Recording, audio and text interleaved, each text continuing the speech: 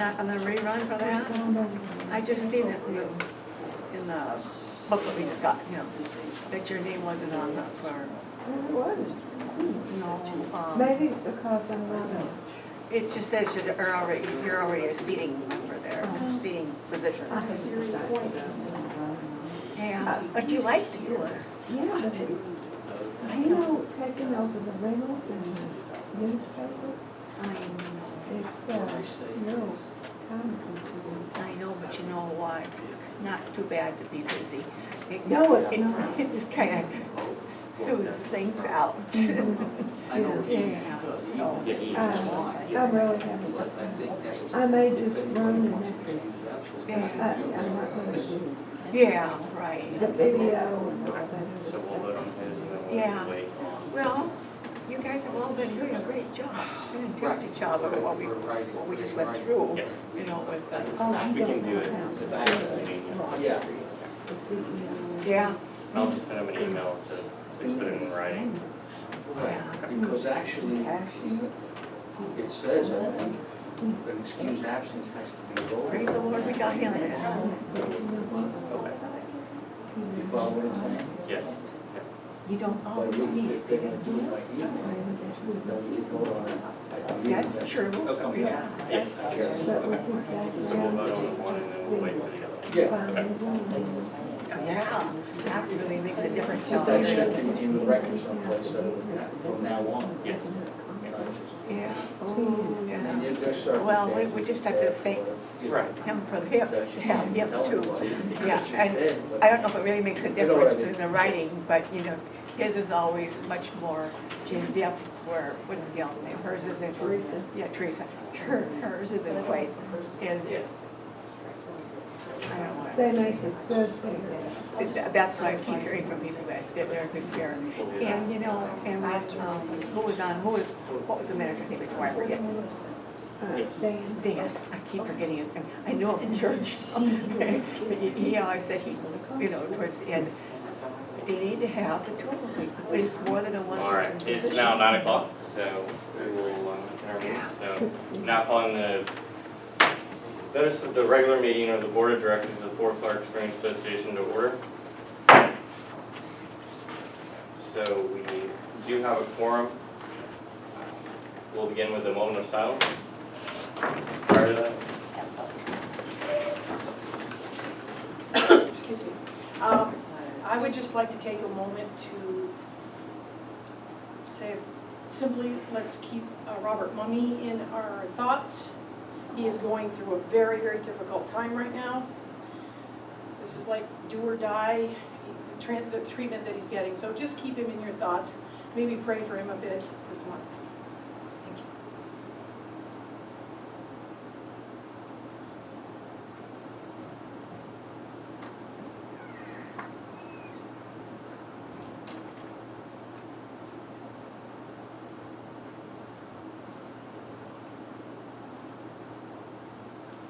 we'll move to the pledges. Pledge allegiance to the flag of the United States of America and to the republic for which it stands, one nation, under God, indivisible, with liberty and justice for all.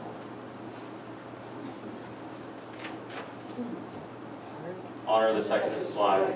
I pledge allegiance to thee, Texas, one state, under God, one indivisible.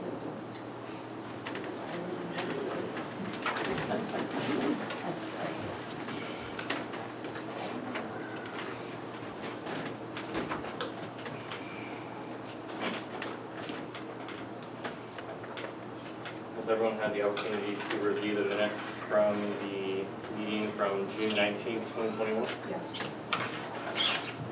Make a motion to approve the minutes of the last meeting. Second. All in favor?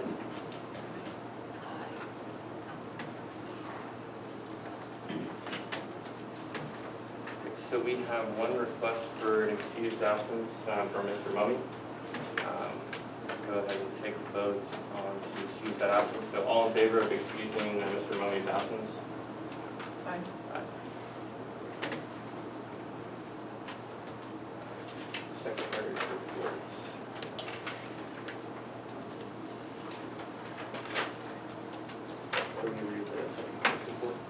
Sure. Absolutely. Is this it right here, or? We have one piece of correspondence. Yeah, actually, there's 4 Okay, this, little notes. okay, so we've received 4 pieces of correspondence? Oh, yes, I'm sorry. Okay, am I gonna find all of them in here? All 4 of them are. There we go, okay. Sorry, I didn't know I was doing that. Okay, we have 4 pieces of correspondence, part of the secretary's report. The first one is Fort Clark Springs Birders. Thank you to help with the Rio Diablo birding camp and made the next generation's help to the nature. We greatly appreciate your help and give us these opportunities. Anna Salazar? Salazar, sorry. Okay, next one. Dear Fort Clark Springs Birders, thank you so much for donating money to the Rio Diablo birding camp. I've learned so much I didn't know about birds, bats, rock art, geography, etc. I have never been to the Trans-Pecos region of Texas before, so I have to be able to get 45 lifers this trip. My favorite bird of the trip was the Grace's warbler we saw at Davis Mountain Resort. Thank you so much for making this trip possible. It's an experience I'll never forget. Ty. Dear Fort Clark Springs, thank you so much for hosting us and allowing us to stay here. Board? What is that word? Bird as well as, Yeah. Sorry. Something around. So far as we have seen so many different creatures and birds like the green jay, green kingfisher, Carolyn hen, wren, olive soprano, sparrow, Inca dun, whatever that is, and some tanagers, except I said tarnage. Scarlet tanager. Yeah. Really beautiful here, and it's lots of fun in the swimming pool. And anybody got that name? Mucho gracias, Alyssa. There we go. Okay, we have another one. So these are all teenagers, kids? We didn't need them. Oh, Yeah, we didn't get to meet them. okay. Dear Fort Clark Springs, thank you for hosting us for 2 days. The hotel was very nice, and I liked the historic feel of it. Also, it was really cool swimming in the pool. The water was very pretty and refreshing. Also, you have a very pretty piece of land and nice-looking old homes. The trails were extremely pretty, and it's cool that you just have big access running around the land. Sincerely, Sam. really glad we don't have to write a promotion anymore. Wow. These are very difficult to read. Yeah, I know, it doesn't look like I read much, but I mean, Thank you. We don't have any other correspondence? That's it. Okay, thank you. Move on to the treasurer's report.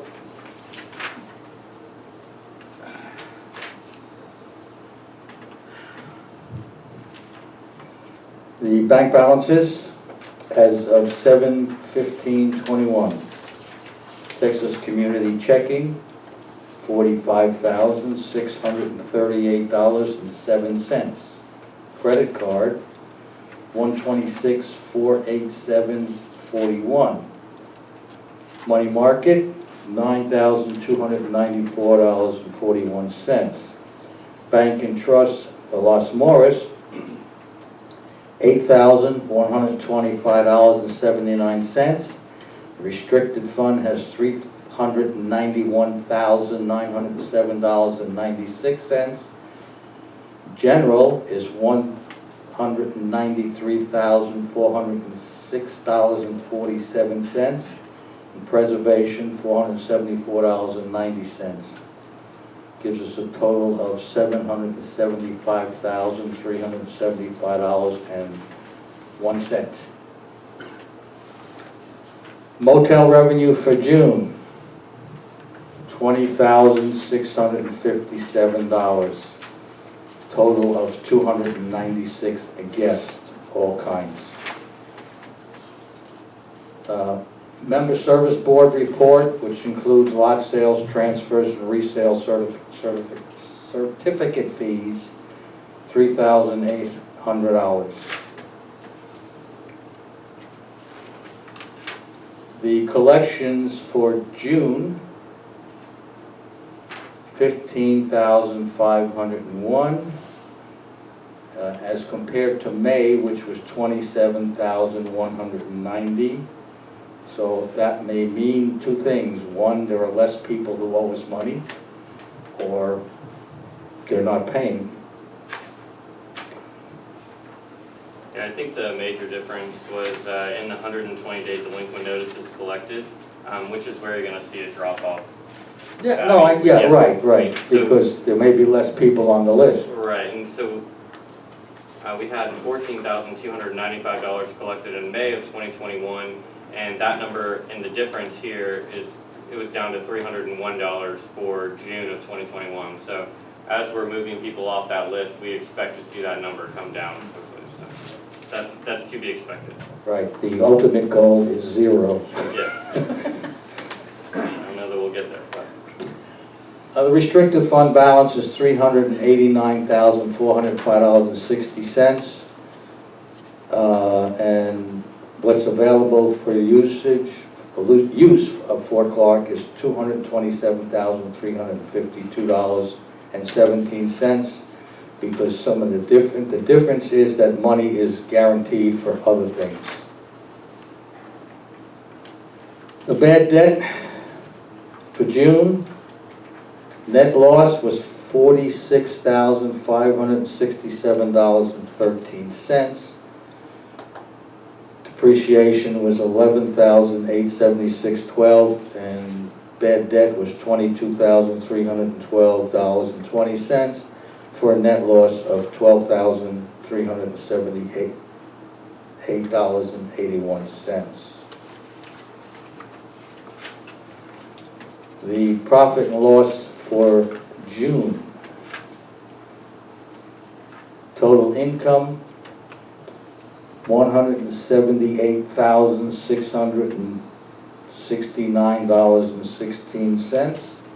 The total expenses were $225,236.29, for a net income loss of $46,567.13, which includes, of course, bad debt expenses. The profit and loss from October through June, gross, was $1,698,809.18. Total expenses, $1,953,405.37, for a loss of $254,596.19.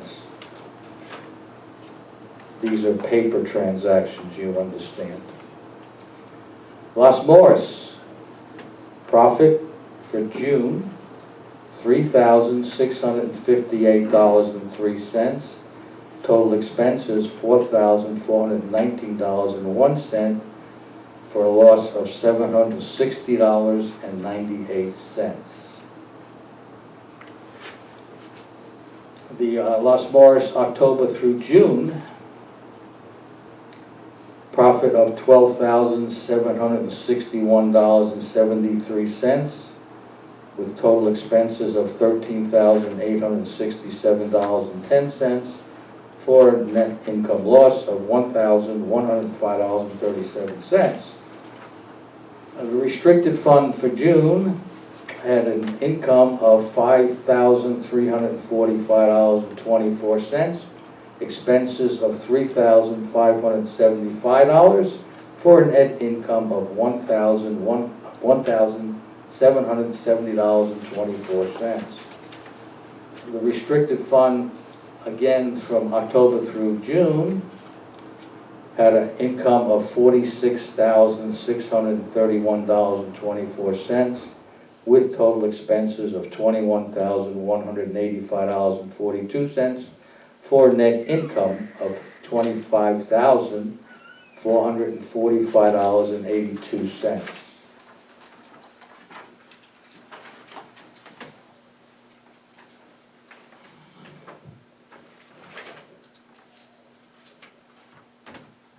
We have been given a new balance sheet. I guess this is basically an accounting procedure, so that our total assets were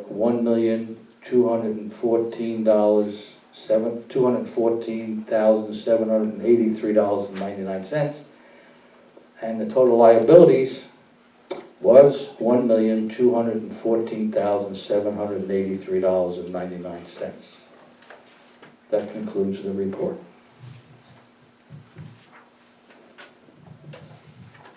Thank you. So a quick question here. In our packet, we have a letter here from Renee Ford. There's a RMWB. It's a payment plan. RMWB is that's our accountant, our lawyers. Okay. So they have a program where a payment plan can be set up through them as well? Right. Okay. So does that mean we bring that cash forward and so are we basically factoring? That means we get the cash, and if the payment plan is broken, then we don't have to be the ones that institute the proceedings, the lawyers will. Okay, It does not cost us anymore. It doesn't cost, so we're not factoring, it's a straight up No dollar for dollar. expense, right. Okay, dollar for dollar, and so for $275, they take on the collections of whatever is delinquent if the Right. payment plan is broken. Correct. Okay, great. Can I just ask, do you do that for everyone or just certain cases? Certain ones, Okay. Yeah, so we these have, would be ones that are given the second chance okay, so that, years ago. yeah, that's why I wanted to walk through this, is just to be very clear, we have an internal payment plan that is of no cost to the member.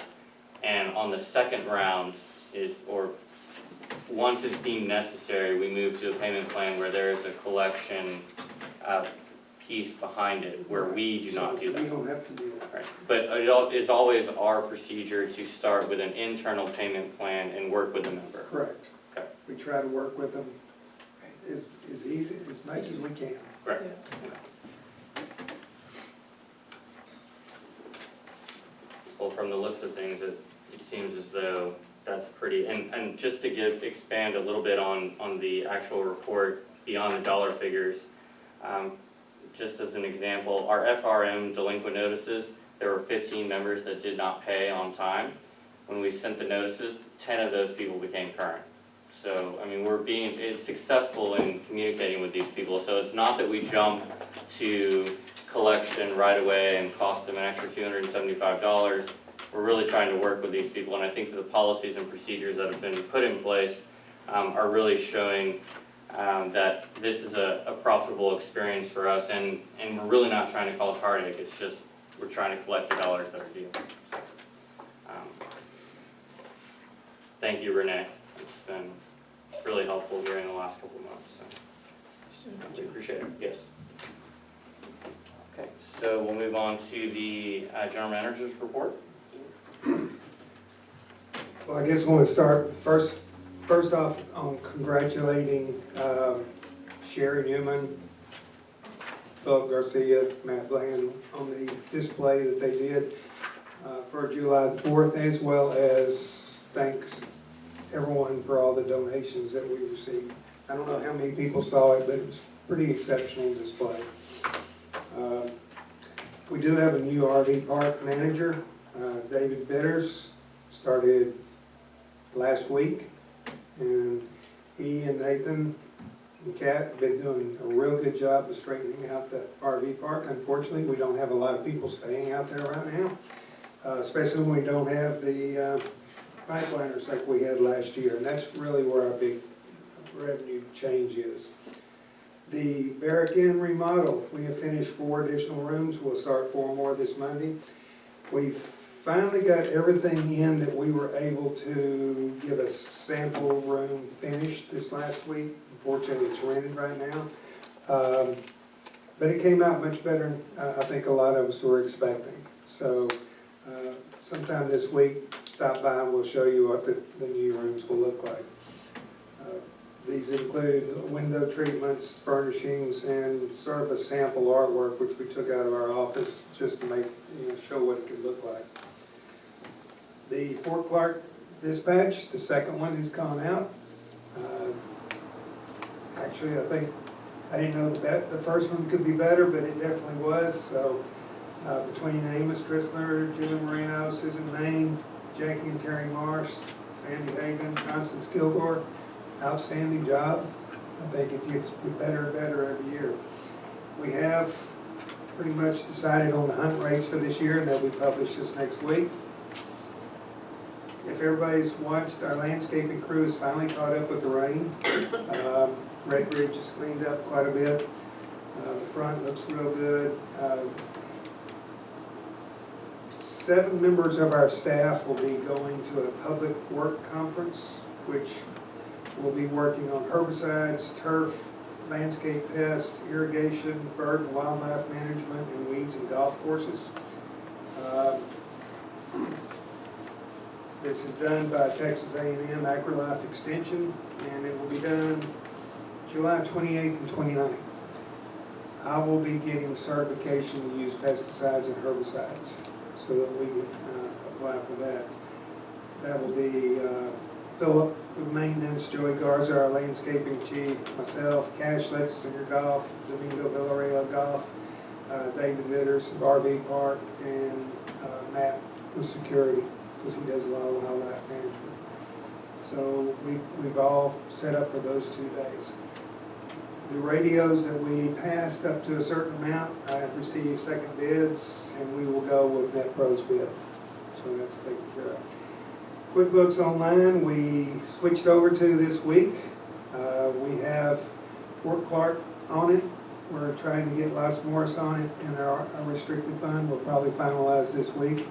It is quite a difference as far as just navigating through it. So we're, as in balance sheets and things like that, it's going to take us a little while to get used to that. ProTel, our property management system for the inn and the RV park, probably take us, we should have it up and running by September the 1st as far as reservations online.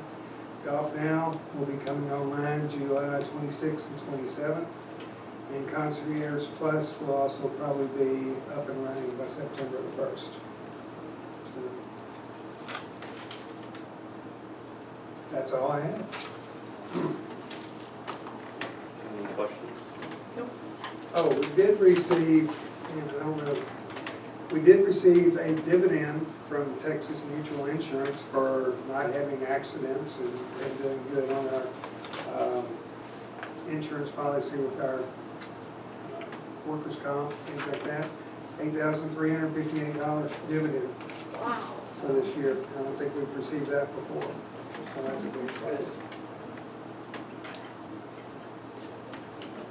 Thank you.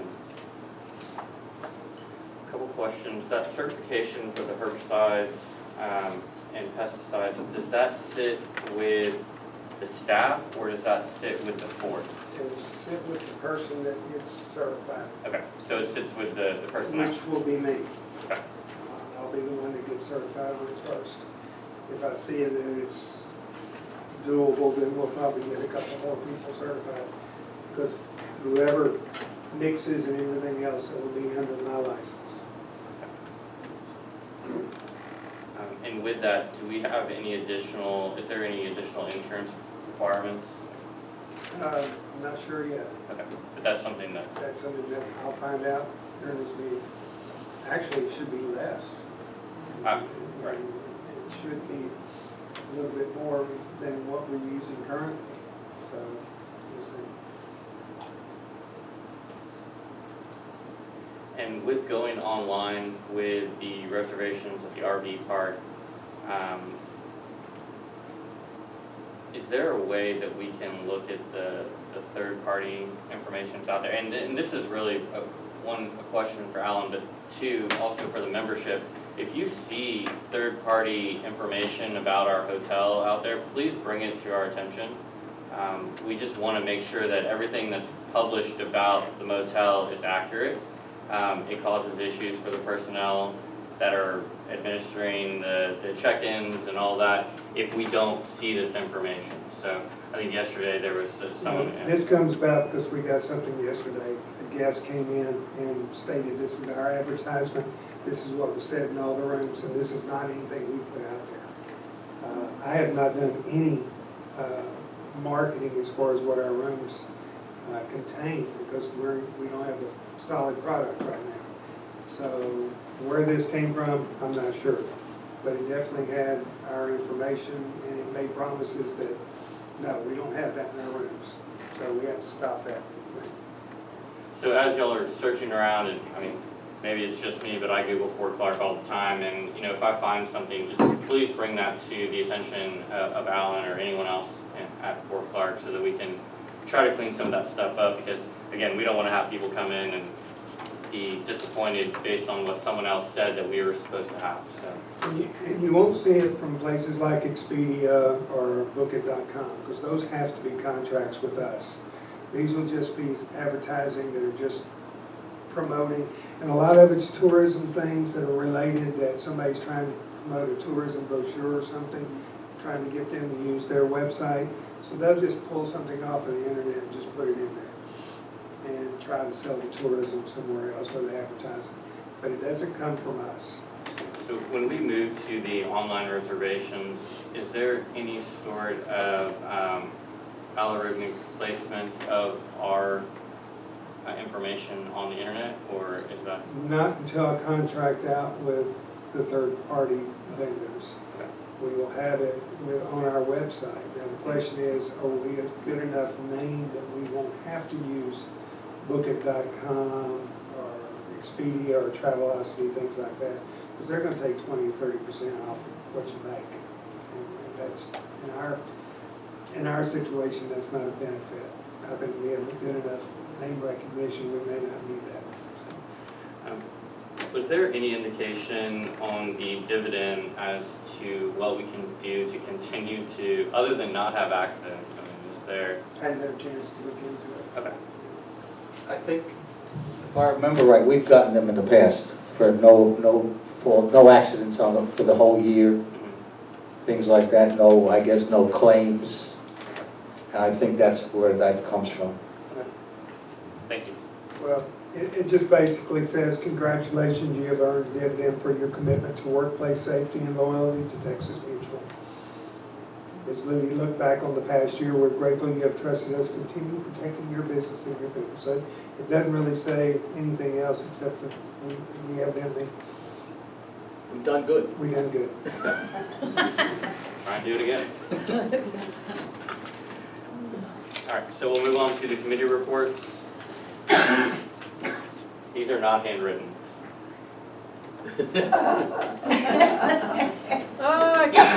This is the one, the 2 pages here?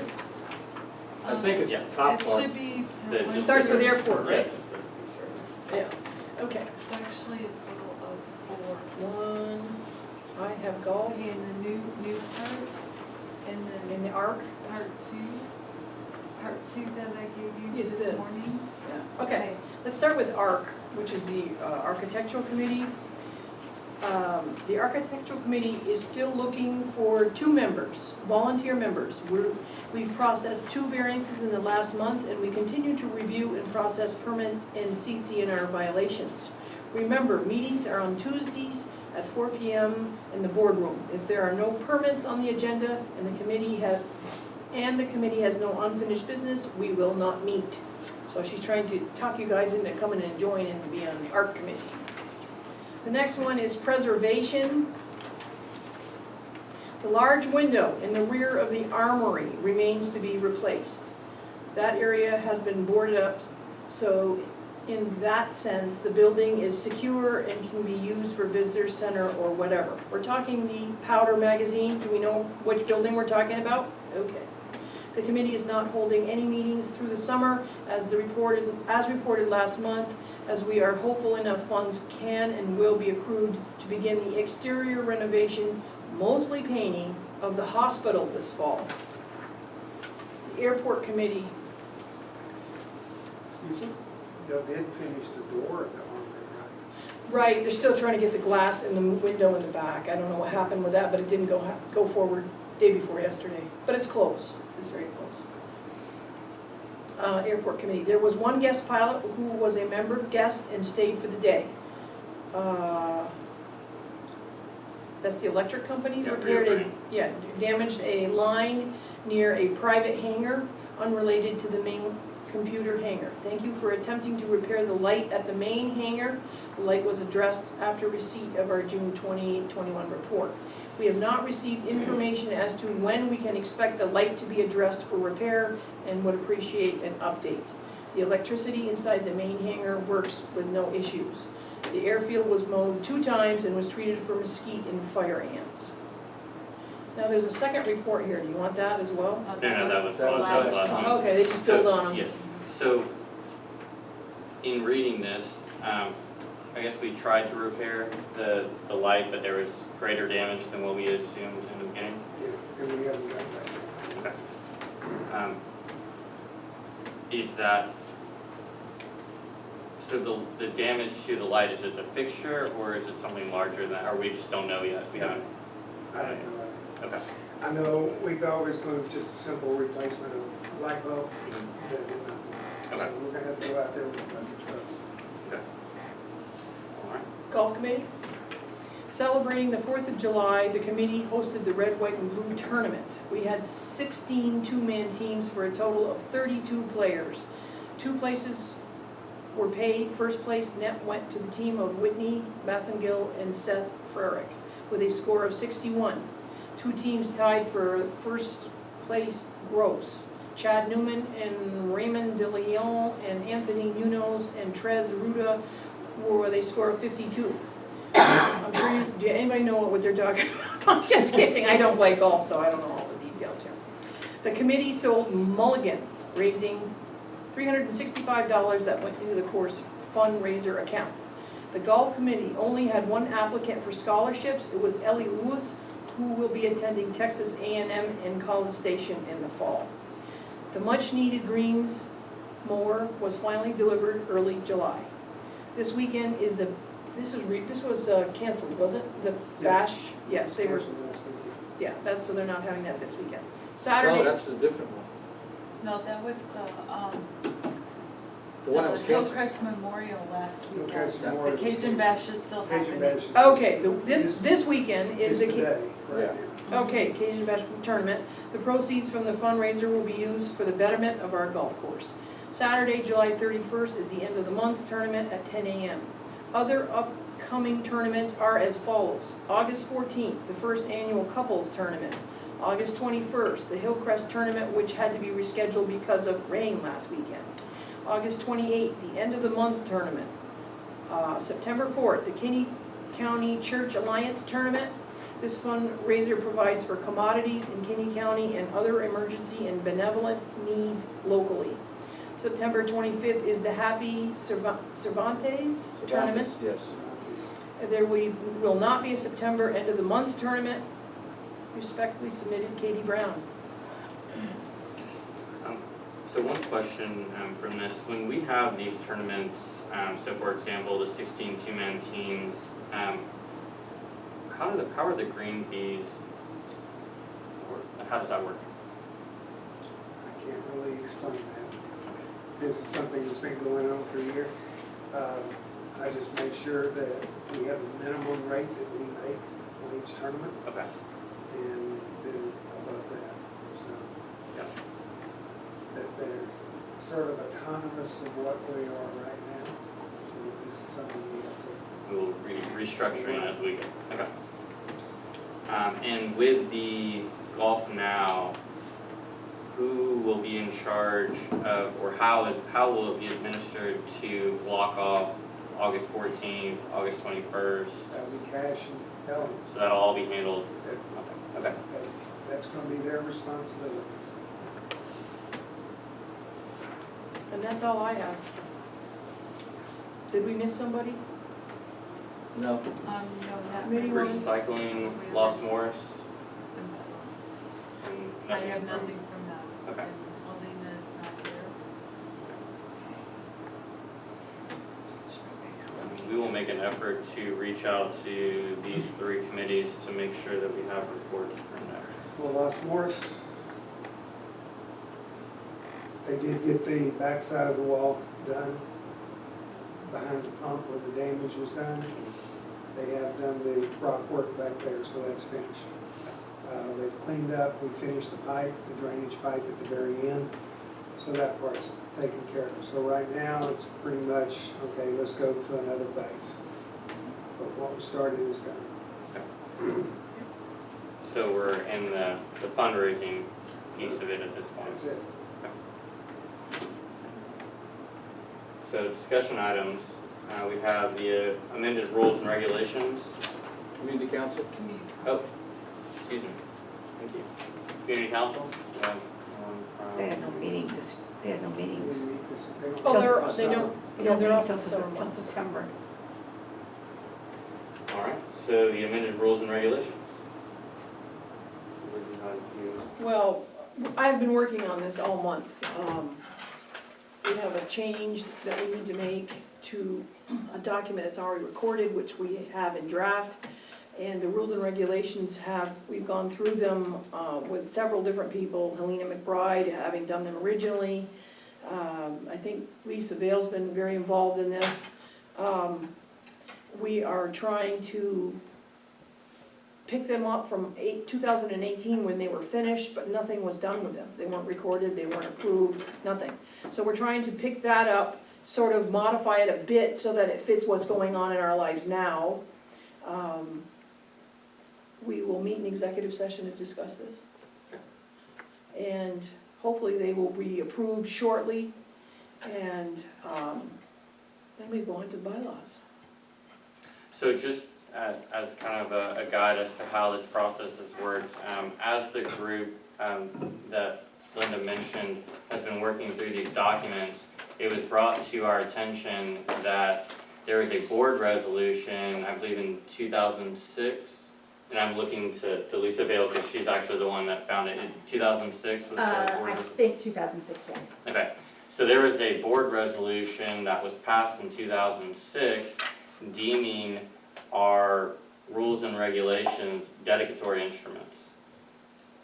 Other than being a mouthful, that is a big issue because that falls under the state law that now requires 67% of the vote to change that.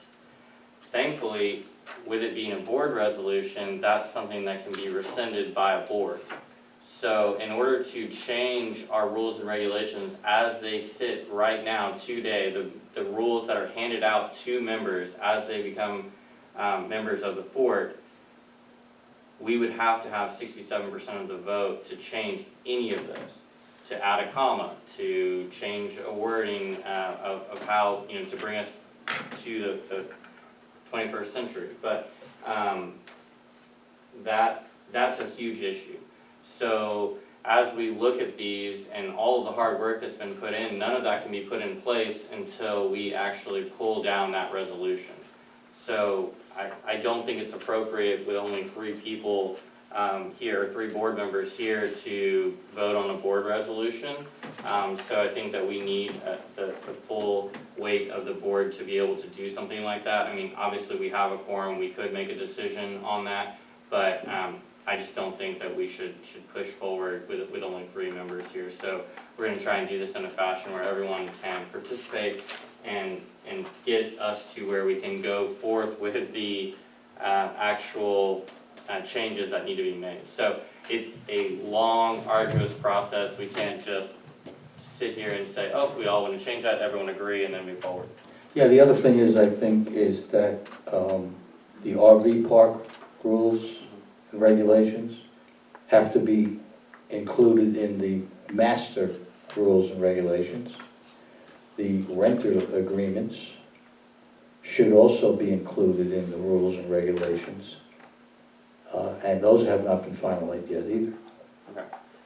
So those are things that we can, once we open the document, which is what we need to do, I think that's something that we should definitely look at adding and see how that's gonna work out. And what I'd really like to see is a publication of the changes that we wanna make and get some more feedback from the membership. You know, we've had several dedicated members that have taken their time to look through and make recommendations on the changes, but now we need to get those in front of the rest of the membership before we vote on them. So. Can we do that in a town hall? I think we can do it in a town hall. I was hoping to be able to use the new system, but I think that as we kind of work through that, it's a longer process than we may have anticipated. So I think we'll use Dispatch to kind of systematically put out those rules changes and provide an email address, and then we can have a town hall where those can then be addressed. I think that's Right. probably the best way to do that. So this is a discussion item, so is there any feedback from the membership or any comments? Yes, ma'am. I say, get that 67% finished. How long have we been dealing with this? A year? At least. And so this part of it is only the rules and regulations piece of it. The 67% as far as bylaw changes and the actual declaration, that's still something that we're trying to unwind. But, you know, and as any of the people that have been working on this can tell you, it's 2 steps forward, 8 steps back. I mean, I wish I could use the actual phrase, 2 steps forward, 1 step back, but it's not that way. I mean, we've really continuously uncover things that we have kind of hamstrung ourselves with. So we're going to get that taken care of and then pull that off the rules and regulations so that boards in the future can make changes as necessary. Travis, still a question. Of course, Rio Grande Electric is, I guess, government operated, if you will. But they have, when they vote, it's the majority of the votes returned. Is that correct, Jan? When they vote for directors or things like that? So how do they get around the percentage? That would be a thought, that because over the years, that's what we went by, was the percentage of the return votes was what was counted, and that was the majority, basically the majority won. Right, so sometime between 2013 and 2015, the state law was changed, and because we live in Texas, property law is... No, I understand. So it's the property law that actually dictates the 67%. So when we, and I apologize for going through this again, but we changed our rules and regs to say something to the effect of returned votes, which is in conflict with state law. So it actually is in our declaration a percentage of returned votes for the majority to change these items, but that's in conflict with state law. So what we actually need to do is a study of how many ballots are actually returned on a regular basis consistently, and then make the percentage a majority of the returned percentage. So in essence, if you say, I want a majority of the returned votes, and the average number of returned votes or ballots is 50%. So let's just use round numbers. There's 3,000 ballots, and the average amount of returned ballots is 1,500. Then you would need 750. So your percentage needs to be 750 of 3,000, which to be somewhere around 25%. I was trying to keep them big numbers so I could do the math in my head, but, so Can't you just say 25%. 51% of the You votes can't. returned? No, it has to be 25%. You have to do some math to understand that. 51. Yeah, you've got to do some math on historics to say that if we want the vote to be a majority of the returned ballots, it has to be 25% of the total ballot count. Because you can't exclude anyone's ballot even if they didn't return it. So it has to be 25% of the votes that could have been cast. It's a nightmare. It's a nightmare. My head hurts explaining it. Yeah, and some of the people who get ballots may be dead by now too, you know, so. Agreed. And Alan and his crew are quickly trying to work through all of that stuff I know, as I well. know. So there's a lot of ways that we're trying to fix this, and it's a long process. And it didn't get this way overnight, so we're not going to be able to fix it overnight. All right. So we'll move on to actually, are there any more comments? Yes, ma'am. I was just gonna say, you know, the work that was done in 2018, I think got us a long way, but there are things that we know now and some other law changes that we really have to still go back to the 2018 and make. That's what we've been doing. Adjustments. That's what we're working on. So what's kind of the time frame to work through that document?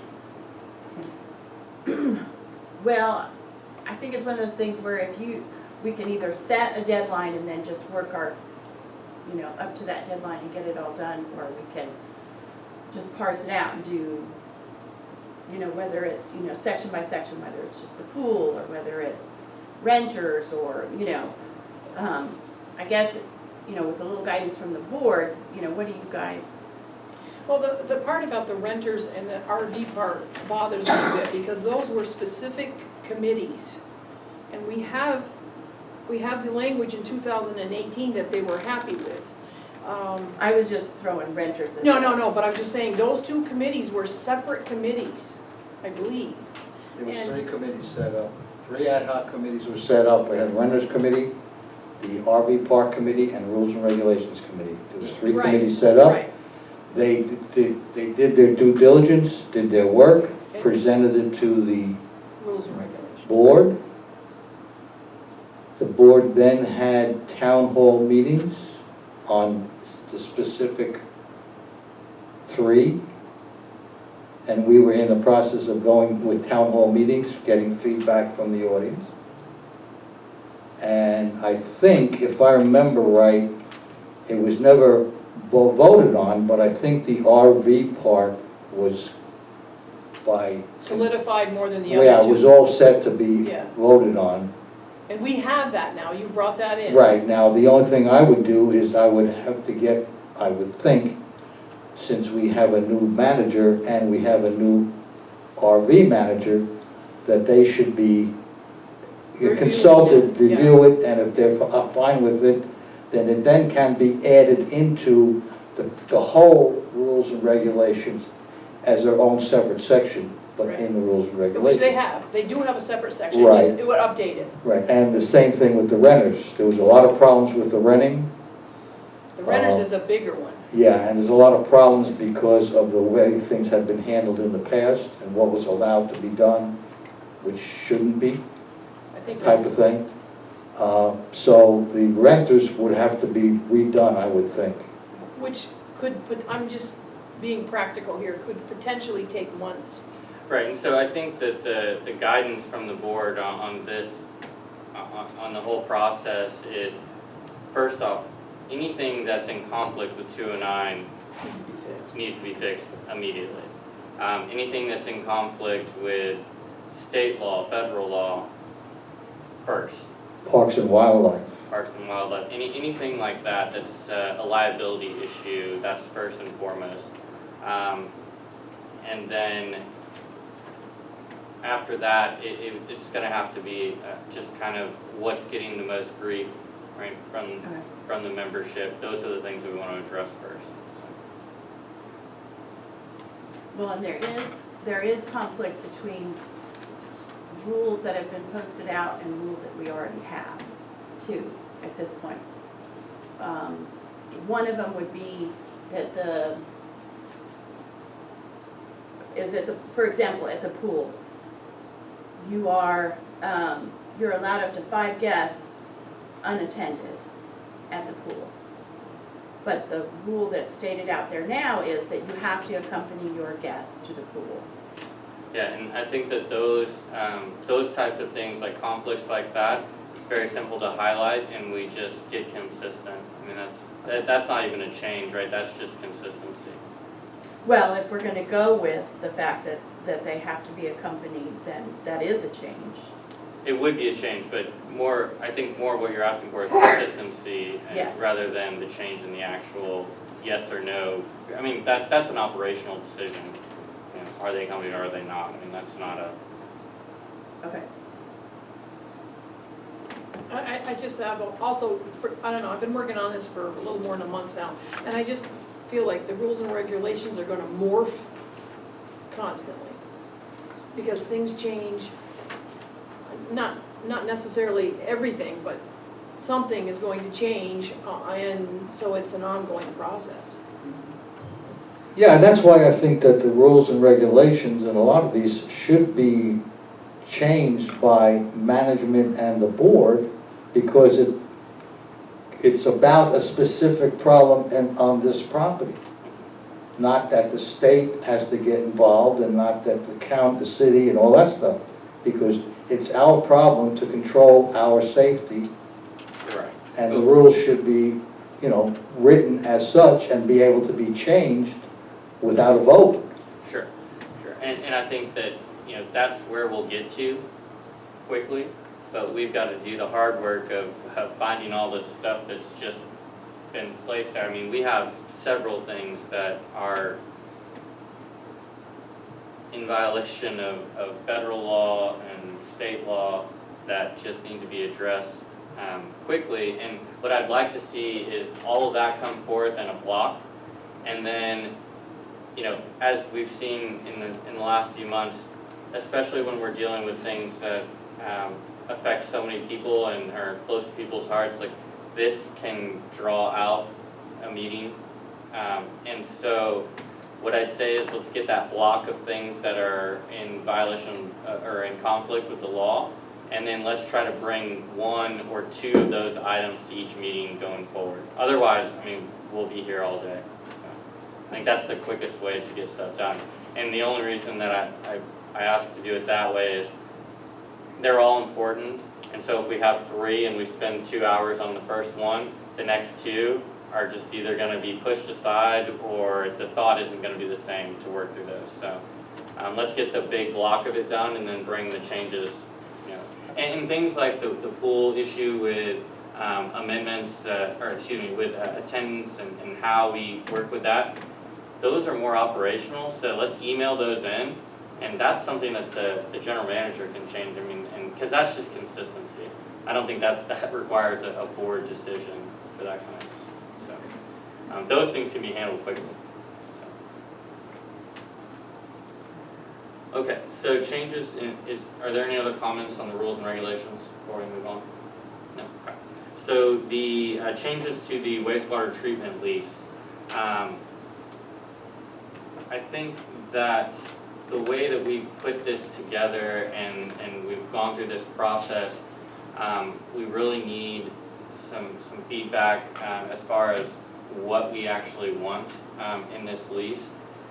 And it would be my suggestion that we take what we want, kind of hash it out with the city and MUD, and then we take it to an attorney. In the last meeting, I mentioned getting our changes together and then taking that to the attorney to have it drafted, and then going to MUD and the city. But in further thinking about it, that's just going to cost us dollars that we don't need to spend. We should get our wants and needs put together first and then go from there. So I think a lot of the questions that we have are around the operational agreement. What is the access to the water for the golf course.